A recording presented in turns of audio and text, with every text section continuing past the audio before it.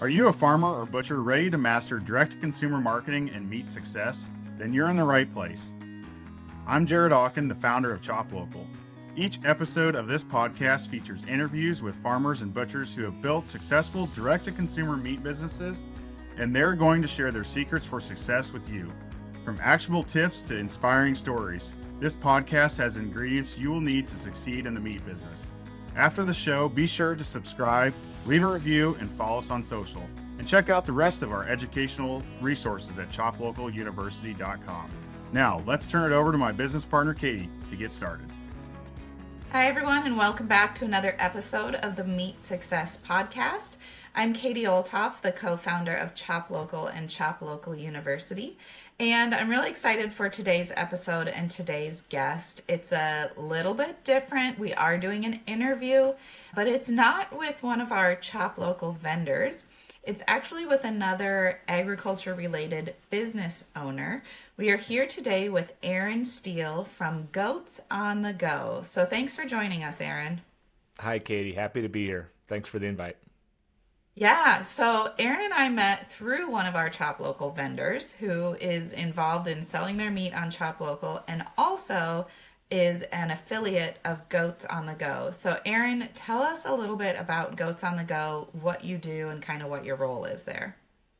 Yeah, will do. Goats on the Go is a national targeted grazing brand, and that deserves a little explanation. So targeted grazing is the use of livestock to achieve specific landowner goals and for the vegetation on that land. So the real shorthand that I like to say is that our goats and sheep eat the vegetation that our customers have too much of.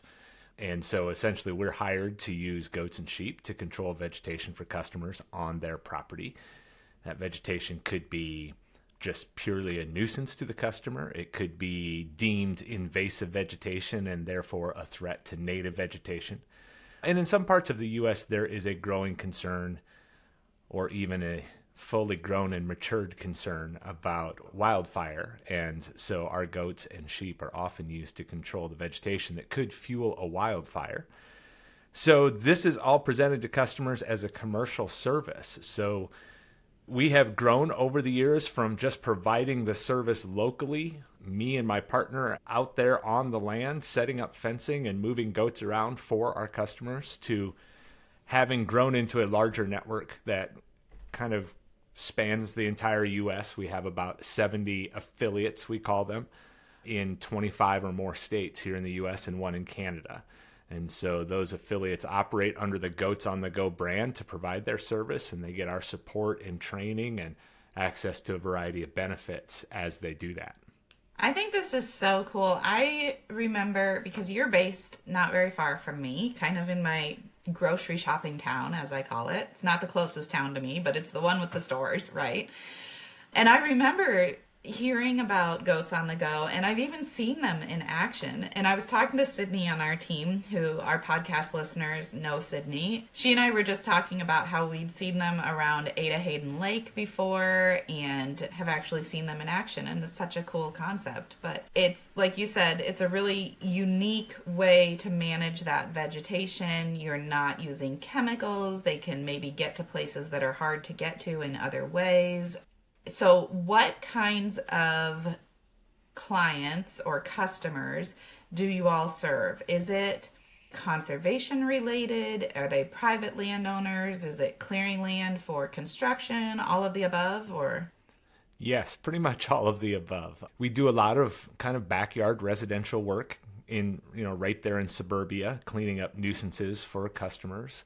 You may know that goats will eat poison ivy and a variety of other dangerous plants, and that nobody wants their children to come in contact with. And at the same time, they don't want their children coming in contact with herbicides and other chemicals. So we do a lot of backyard suburban stuff, municipal parks, county parks. We also do larger scale stuff for government institutional organizations, state departments of conservation, U.S. Fish and Wildlife Service, Army Corps of Engineers. So it really runs the gamut. Of our 70 or so affiliates across the U.S., most of them tend to operate at a small scale, like 30 to 50 goats, and they are doing that small couple acre suburban style project. But some of those affiliates also have the capacity with hundreds of goats to take on those large conservation oriented projects for governments and other institutions.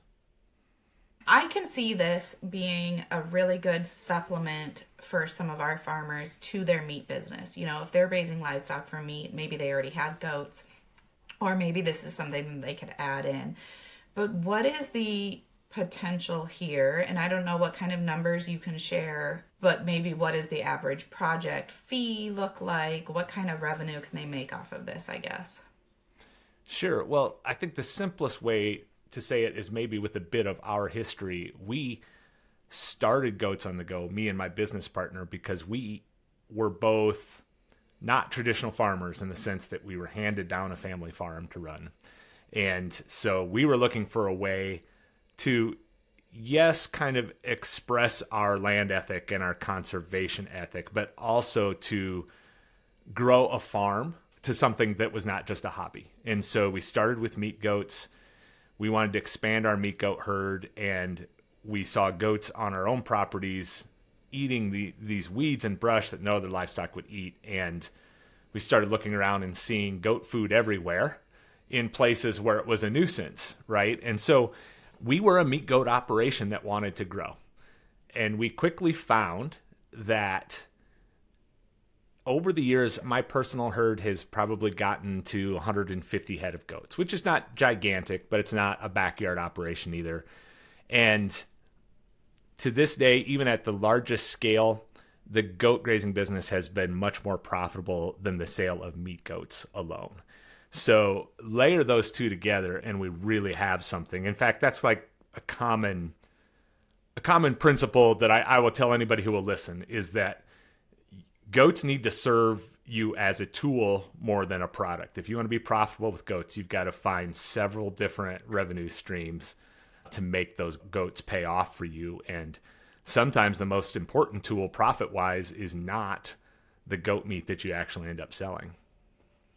That is so interesting and so smart to make it, instead of your inputs into the goats, your land, or I assume that you might need to feed them hay over the winter, and you might still need to do that. But I mean, instead of that being a straight expense, it can actually be a revenue generator for you because you're getting free feed when you take these goats out, basically, right? I mean, you're getting paid to feed your goats. So when we started the business, we thought, if nothing else, if we make no real money off of this, at least our goats are being fed somewhere else off of our property. And so we don't have to invest as much money into our land base. As it turns out, there are challenges and risks associated with taking animals to somebody else's property, right? And providing a service. And it's expensive to provide that service. So we have to think of it as more than free feed. We are providing a valuable commercial service to those customers. And so we got to make sure that we are getting paid according to the value we deliver. So we very quickly got past the woohoo, free feed sort of approach, But yeah, I mean, absolutely. It allows us, even here in the Midwest, where our grazing season is relatively short, it allows us to have our entire herd eating off our own property from, early May through the month of October. And so we're stockpiling more forage on our land. We are putting up more hay for the winter. And so, yeah, there are some huge advantages to that. Not to mention the fact that we are producing goat meat that had multiple impacts. Our goats delivered value to the world every day of their lives, not just that last day of their lives when they became meat. We were offsetting the use of chemical herbicides. We're preventing erosion on steep slopes where machinery might have been required to control that vegetation. We're fighting wildfires. We are eating dangerous vegetation that might have harmed somebody. And so put all those things together, and I just love the total of the value that our goats deliver to the world. That is so cool. So cool.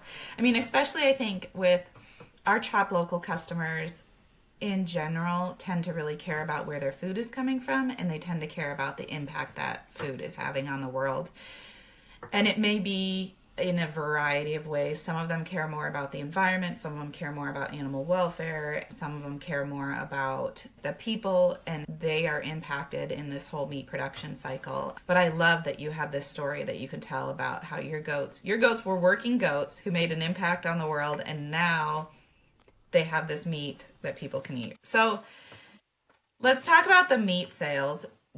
You don't sell direct to consumer very much, right? But you did at one point, is that right? Yeah, so we will sell whole animals right off the farm and we'll deliver to a local locker, but that's a relatively small amount of our sales. We did experiment with selling goat meat cuts direct to consumer. Actually had a successful Kickstarter campaign to experiment with that. So it was really exciting and a lot of fun. I think ultimately what we found, we sold our entire inventory slowly, right? The inventory we'd set aside for it. But ultimately, I think what we found is that the typical customer in the United States is not ready for high-end goat meat. Not quite yet. There are some foodies out there and some high-end chefs who are making goat meat a regular part of their lives. But for the most part, the sale of goat meat in the United States is still culturally connected. And so we have immigrants to the US, their children, and now their grandchildren. Okay, we're several generations in now for whom goat meat is a cultural staple. It's important in simply because they've enjoyed it their whole lives, but it's also important for religious purposes and just traditional purposes. And that still is the vast majority of the goat meat in the U.S. is sold to those populations. And those populations tie cultural and traditional markers to eating the goats, meaning harvesting the goats themselves is also often important.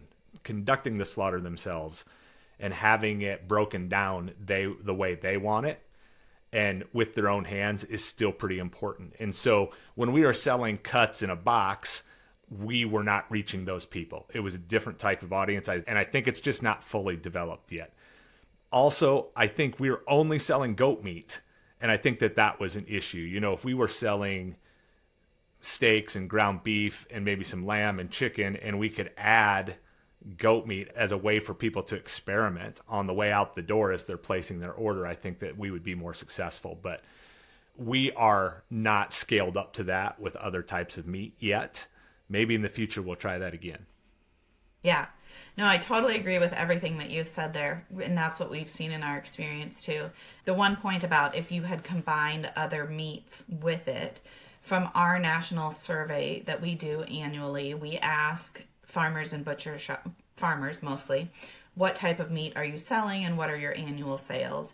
And we see that farmers who are just selling one of the more, I'll say, exotic meats. I don't think lamb is super exotic, but it's not as commonly eaten in the United States as beef, pork, chicken. If they're only selling lamb or goat, their sales are typically pretty low.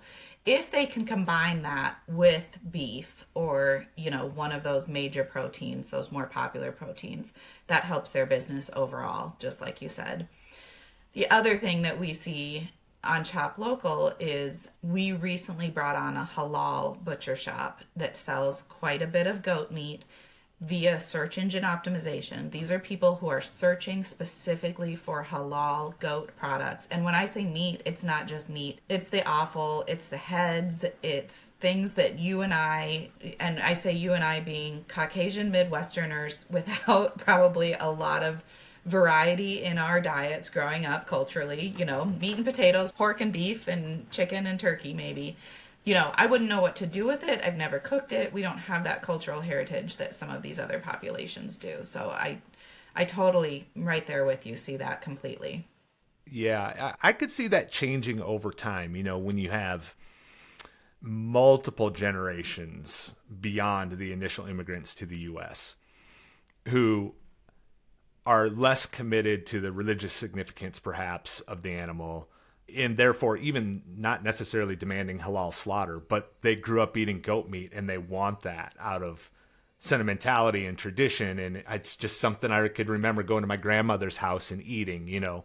I could see that changing over time, but I think that we're still a ways out from that. Yeah, I think you're probably right. I think you're probably right.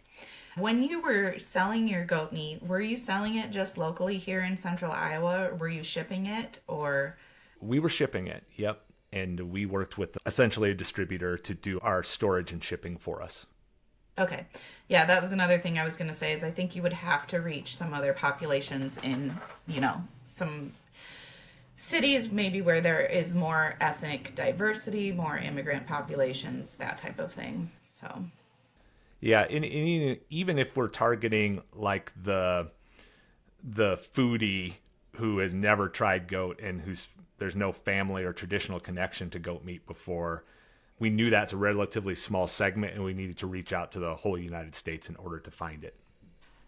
interesting. Very interesting. So, one of the things that our conversation has just naturally come into is talking about the target customer that fits for that goat meat. Who is the ideal customer for goat meat?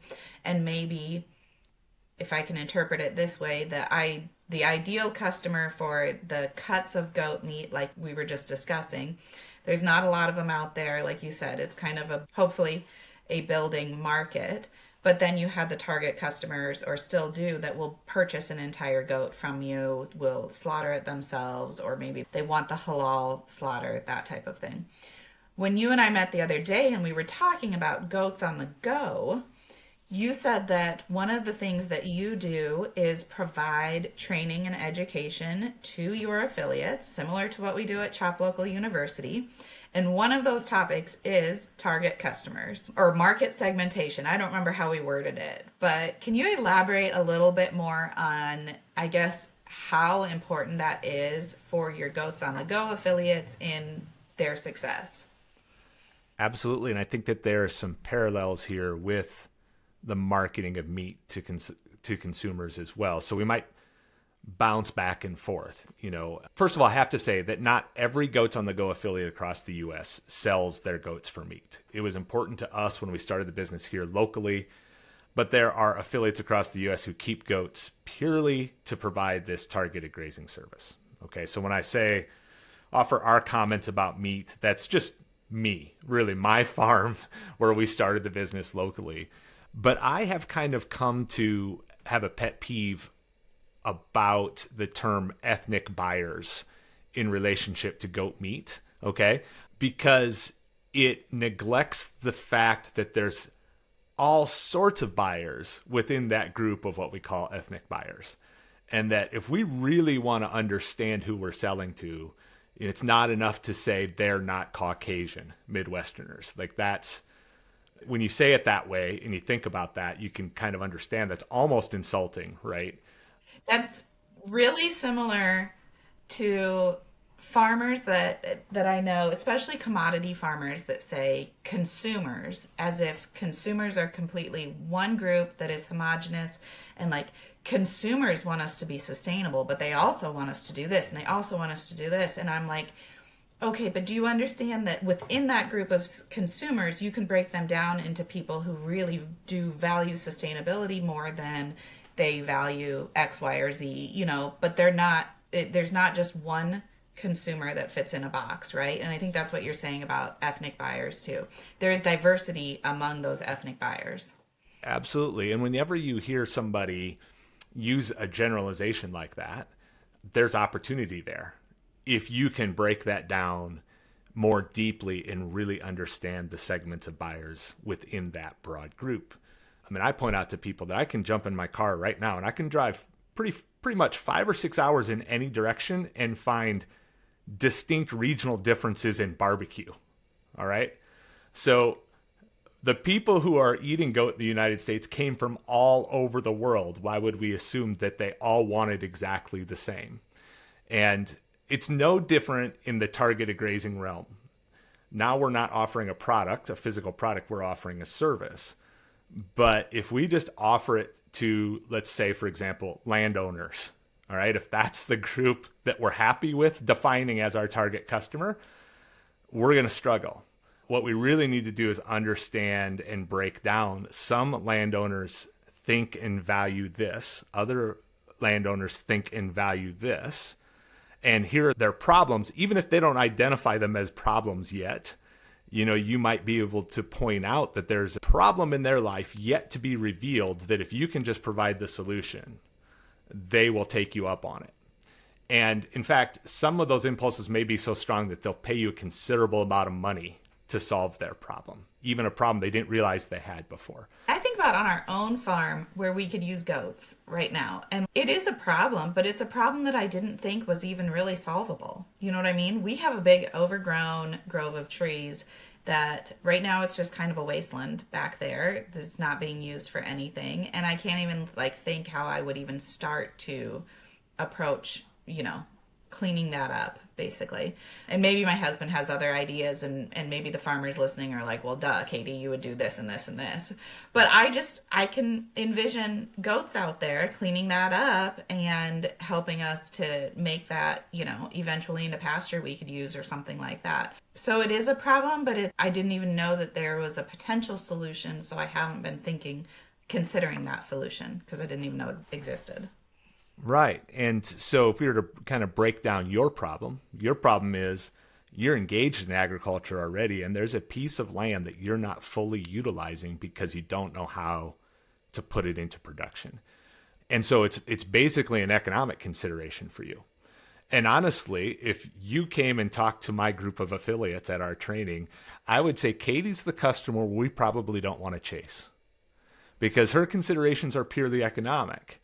And you come from an agricultural background, so you're going to be measuring everything about the service we provide based on whether it pays off in the end.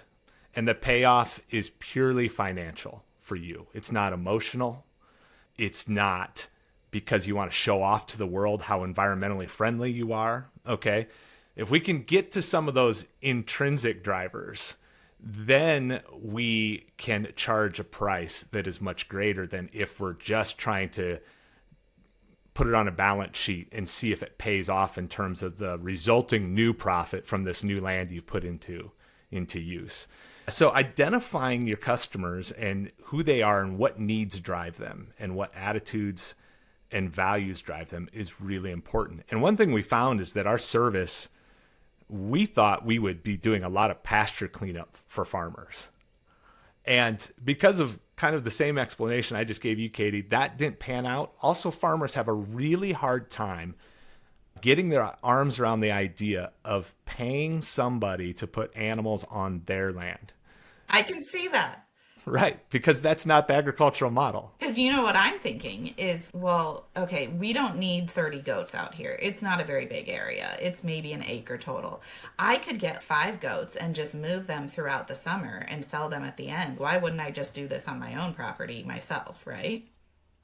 Exactly. And everyone who comes from an agricultural background has that exact thought.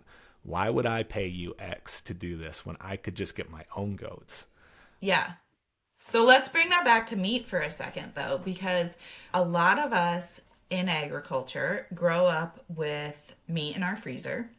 We've got a quarter of beef, we've got a half a hog in our freezer. It's home raised or it's from a friend or a family member, and we probably got it for a really good price for that reason. And so when we think about selling our meat direct to consumer, I think a lot of times our farmers do have a hard time justifying to themselves personally that their price should be higher than what the grocery store is, or that their price should be higher than what they personally would pay. But when our marketing can tap into those values, like I said, when your target customer is not just focused on finding the least expensive meat, the most convenient, least expensive meat for them, when we can tap into their values about their family's health or about environmental sustainability or animal welfare, or even supporting their local community, then we can really justify and capture a higher dollar value for that meat. Same thing is what you're saying, right? Absolutely. And it's really hard for people who grew up in that farm environment or even a very rural environment where you could just talk to some farmer you knew at church and get that half beef in your freezer, and it ends up being a better price than the grocery store, right? It's really hard to get people who grow up in that environment to think about those are different values than the values of the highest paying customers out there. And often there's only so many people with the values of an inexpensive side of beef in my freezer.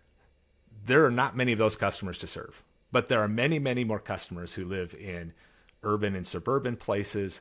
They may have even grown up on a farm, but what they remember is the half beef in their freezer. They don't remember the price their parents paid for it, right? So that might be a value that drives them. And also is not get the cheapest beef I can get, but have it the same way I had it when I was a kid. And I don't know or care what my parents paid for it. I'm willing to pay for that feeling of having that half beef in my freezer, just like when I was a kid. We've got a little tagline that we should probably lean into further, but it says meat that makes you feel good. And that's what it's all about to me. It could be a variety of different values or a variety of different reasons that this meat makes you feel good. And it might be physically, but it might just be psychologically. And I say but just is probably not the right word. It might be psychologically, and that might be even more powerful, but you're right. It gives them that good feeling. And so you were saying that too, almost like virtue signaling, like, look at how focused on conservation I am to use these goats instead of herbicides, right? Yeah, and that part of our training for our affiliates I always warn them going into it, I'm going to sound really cynical here, and I'm going to stereotype some people, okay? But I don't mean it in a bad way. If you are driven by the value of wanting to show people your environmental sensibility, you are disappointed if there's no service or product you can pay for that helps you achieve that need. So we can, just by knowing that, we can put ourselves in a position of helping somebody solve their problem. And there's no judgment cast on it at all. We are happy to do that. And oftentimes those intangible drivers are far stronger in terms of driving price than the more tangible ones, like how does this look on the balance sheet? Yeah, definitely. So that's one of the things that you walk through then, is how to identify those people that have those values that will cause them basically to pay more or to be worth it as a client, because your affiliates go through and negotiate every deal. Do you call it a deal? Every project separately.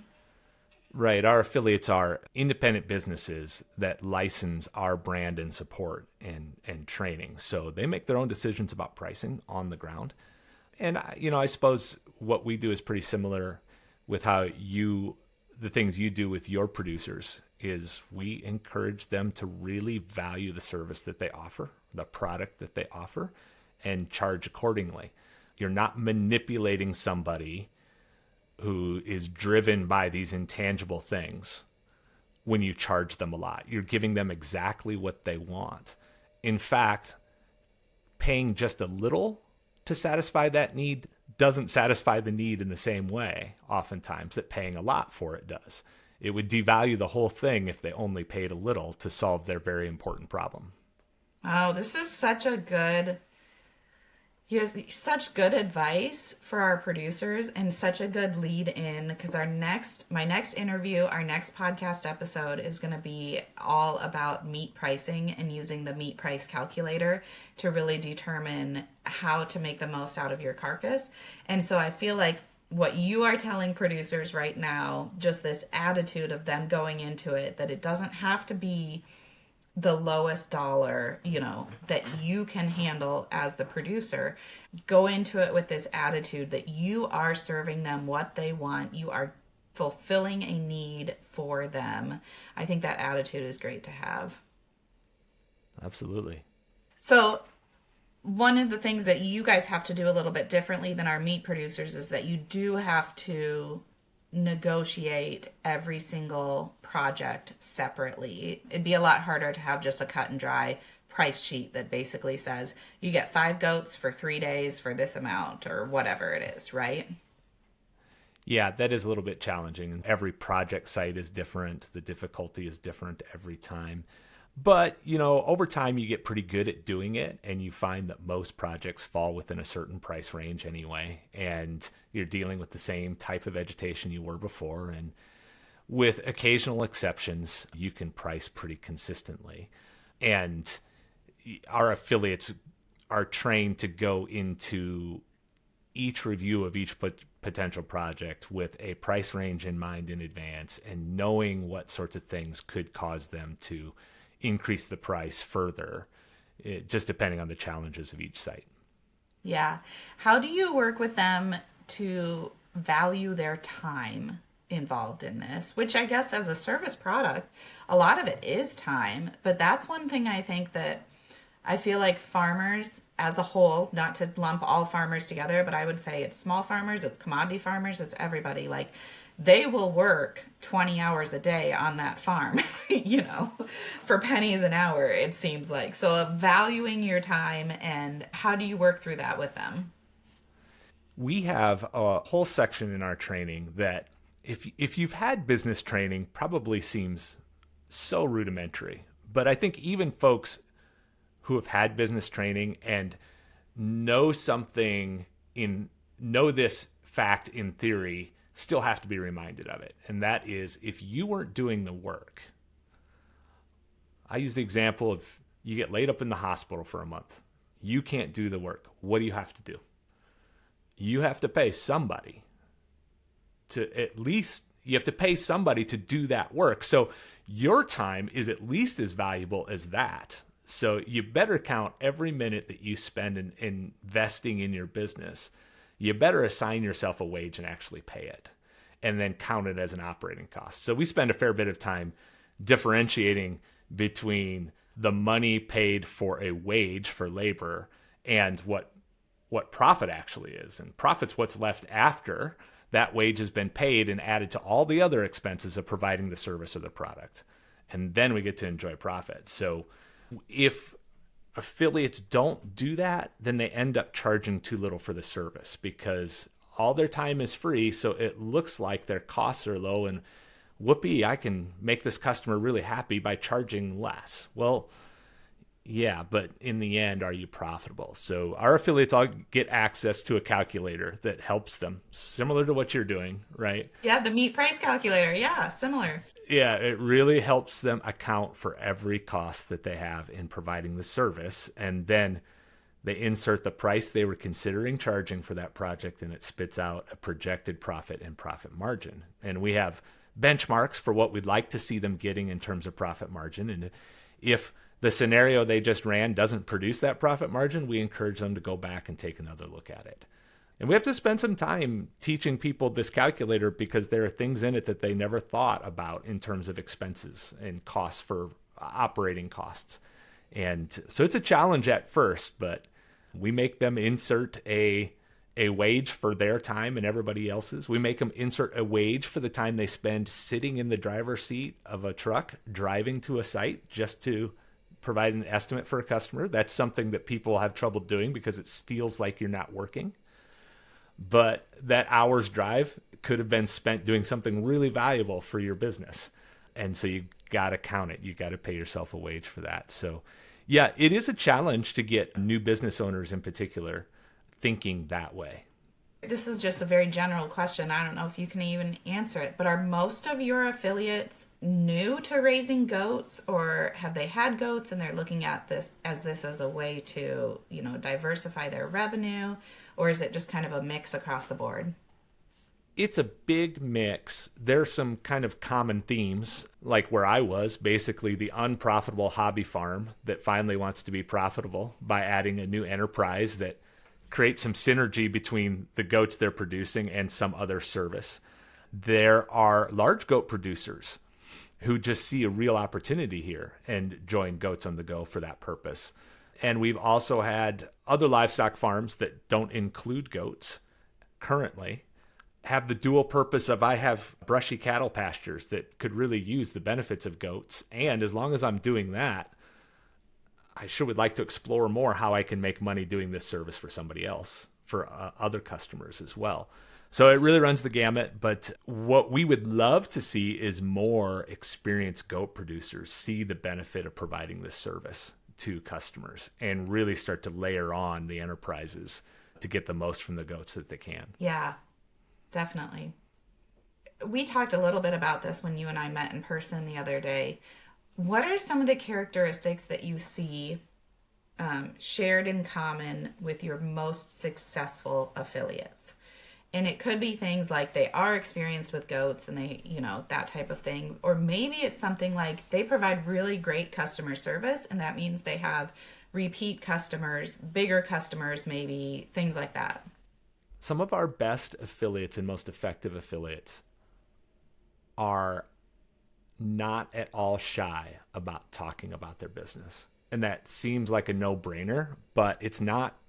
There are people who just aren't that kind of person. And I don't mean shameless promotion. I mean just enthusiastically telling people about what they do. And that's no small deal when it comes to a goat grazing business, because the looks you get when you tell somebody that you run a goat grazing business are pretty weird sometimes. So Yeah, it's not a short conversation. There's a million follow-up questions, right? That you so right. We have people who could make our business work in a desert with zero population. Somehow they would find a way to make it work. And I think that one of the common threads in those people is that they just love talking about what they're doing. The parents they sit next to at the soccer game know about what they're doing. The people they bump into at a business meeting know about what they're doing. They're just not shy about talking about what they do. And more importantly, all the value that what they do daily produces. And that enthusiasm is just contagious. interesting. So, do your affiliates end up with repeat customers? Is that a big part of their business, do you feel like? They do end up with repeat customers, and I think it's something that we need to work on more about developing the repeat business. It is a slow cycle. Your farmers may get an order from the same customer every few months or more frequently even. Ours, it might be every 2 years or, every other year perhaps. So the cycle is slower. There is more work for us to do on convincing customers that, a couple visits every summer, every grazing season or every growing season is a good idea. Interesting. Yeah. I could see with some of those, like you mentioned, if it's you get in with the county parks organization, they have multiple parks. So, you may not be at the same site every time, but they may have multiple projects for you, right? That to me seems like it would be a very valuable connection, a very valuable project to get. Absolutely. Yeah. We have one affiliate in Tennessee who is a like an on-call grazing contractor for a school district. He has all the schools in the school district wherever they want to send him. He doesn't have a contract that says it's going to be this many acres at this school this summer and then this many at this school next summer. He just goes from one facility to the next all the way through the school district wherever they want him to go, almost like a lawn mowing crew. Is it a public school? I'm just curious. It is a public school district, yes. How interesting is that? I wouldn't think that a public school district would end up being one of your best customers, but I guess if it's a larger district, they've got a lot of properties, they've got a lot to manage there, huh? Absolutely, yeah. So, what other kinds of marketing advice do you give, or I guess general business advice, do you give your affiliates for success?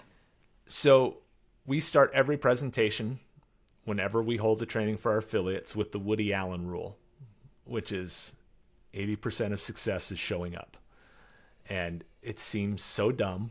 It doesn't seem like sophisticated marketing at all. But when you are operating in a world where your competitors may or may not return phone calls, returning phone calls becomes a really important thing. When you're operating in a world where your competitors may not have their shirt tucked in when they arrive to do a site visit and provide an estimate, all of a sudden that becomes really important. So I'm sure there's things in your farmer's world that seem silly, but if you're the only one taking advantage of them, even in a commodity world or in a product realm that threatens to become commoditized, little things are what make the difference between a commodity and a professionally done product or service.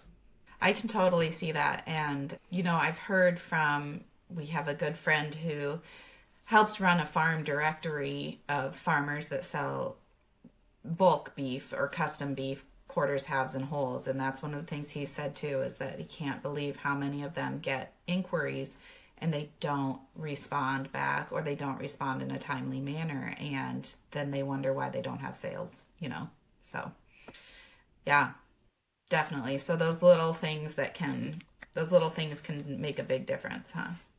Yep, absolutely. I think that's the core of it. If you can wipe out 80% of the things left to chance just by showing up, then showing up becomes a really big deal. I mean, there are other things that we emphasize too. If you know those market segments really well and what drives them and what their values are, you can come up with some pretty creative ways to reach those audiences. So, we encourage our affiliates to think outside the box. One way we do it for recruiting affiliates to Goats on the Go is, and we were struggling to find people who had sufficient experience raising goats.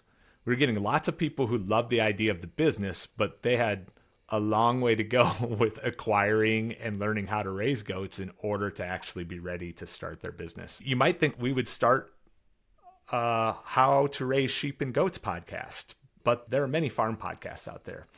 What we found is there were not any podcasts that dealt with herding dogs and livestock guardian dogs and farm dogs, something that most goat and sheep producers have. But there's a lack of information about those. So we started a podcast called Farm Dog about herding dogs and livestock guardian dogs and general farm dogs. And that's really helped us reach some of those people who already have sheep and goats, because by the time you get to those specialized dogs, you're already pretty deep in with sheep and goats. I mean, I'm thinking about how this applies to ChopLocal University.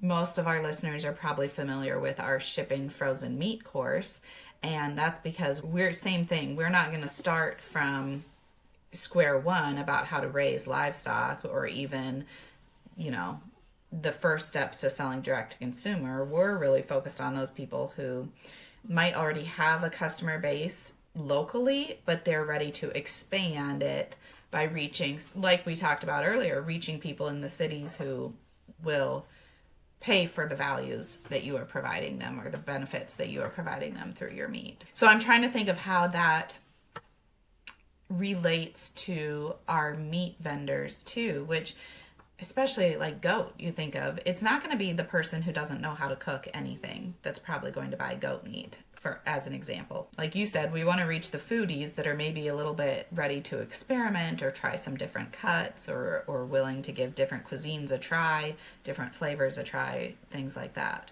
So we have to kind of meet them at the right point in their journey, which is probably not the very starting point of the journey someone takes to becoming that perfect customer, I guess. I hope that made sense for our listeners. Yeah, no, I think that's a good point. When we were trying to target those home chefs who wanted to experiment with something new and even show off to their dinner guests, a little bit. And goat is a great product to start to broaden your horizons with. It's delicious, but it's unique at the same time. But even with an ambitious home chef, we knew that there was no way they were going to buy our stuff if they didn't have a step to take after it arrived. So we included, recipes on our website that we had tried and that we enjoyed and our family liked. And I don't know, it just gives you that one extra bit of confidence to take the next step and go ahead and make a purchase. Right? Reduces the risk a little bit. We talk about that a lot with e-commerce, is what can we do to make people feel more secure in their purchase, that this isn't going to become a wasted piece of meat for whatever reason. Or wasted money, I guess. Well, Aaron, I feel like you and I, because there are so many similarities between not just running small farm businesses the way that our affiliates in your case, or our vendors do and ChopLocal, but also the way that ChopLocal and Goats on the Go both reach out to farmers to get them to work with us and then give them training. There's so many similarities there. But before we wrap up, is there anything else that we didn't talk about that you'd like to share? Well, I would certainly be pleased to know that there are some people successfully selling goat meat on ChopLocal. And if there are, those people who are listening right now know that raising goats is a challenge. It is not an easy thing to do. You can, $4 per pound live weight at the livestock auction or whatever you can get for direct to consumer sales. It looks like a high price tag, but when you think about all that goes into getting a pound of goat meat on somebody's plate, it's really challenging. So if I could just drop a quick plug here, I wrote a book to that effect that recently released. It's only available in audio format, but if you're listening to this on a favorite podcast app, you're in luck because you can download that audiobook as a podcast. It's called Goats for Good. And it just talks about all the value that goats can deliver to the world, including meat. It is heavy on meat production, but also talks about other enterprises like targeted grazing and others that one can add to their farm to get the most value from raising goats and therefore stay in the business long enough to keep delivering that good to the world. So goatsforgood.com is where somebody could check that out. Okay, goatsforgood.com. And if they want more general info about Goats on the Go, is it goatsonthego.com as well? Correct, goatsonthego.com. Okay, awesome.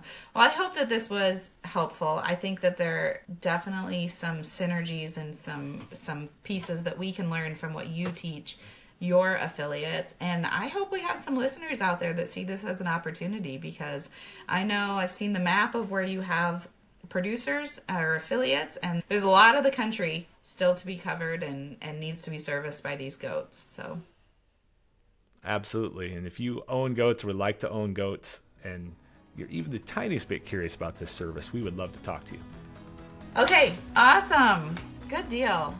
Thanks so much for tuning in to Meat Success. We hope this episode gave you fresh insights and inspiration to beef up your meat marketing.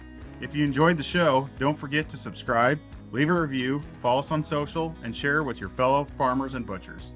Have questions or ideas for future podcasts? Reach out to ChopLocalUniversity.com. Until next time, remember, there's more than one recipe for meat success.